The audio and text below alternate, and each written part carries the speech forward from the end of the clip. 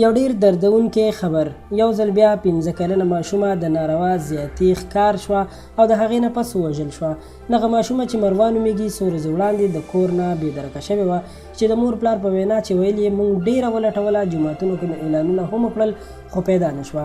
پلار یې وایي چې هغه د جمعې په ورځ باندې د کور نه وتلې وه چې ځان ته په دوکان کې د خوراک شیزان واخلي، خو بیا واپس رانغله.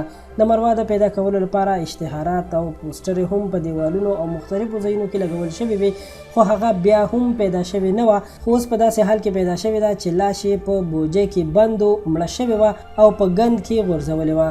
پولیسو د شک په بنیاد باندې یو کس نیولی هم دی چې همدغه کس د کورنۍ ته اطلاع ورکړې وه چې ستاسو لور په کچره کې په بوجۍ کې بنده ده.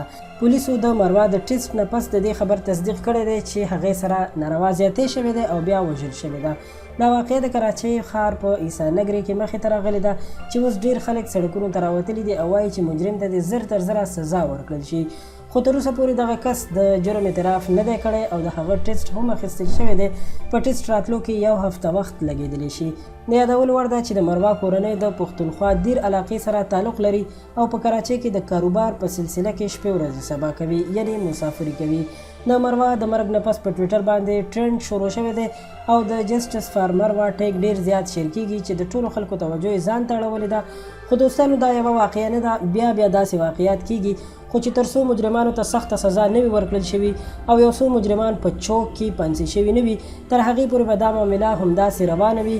داسې ګلونه ماشومان به همداسې وژل کیږي او زیاتې به ورسره کیږي، ځکه چې حکومت هر کله داسې مجرمان ونیسي نو د هغوی په سزا ورکولو باندې خاموشه وي. دا دردونکی خبر تر همدې ځایه ول نورو معلوماتي او خبري ویډیوګانو لپاره پښتو پوسټ چینل سبسکرایب کړئ. ډیره مننه، خوشحاله اوسئ.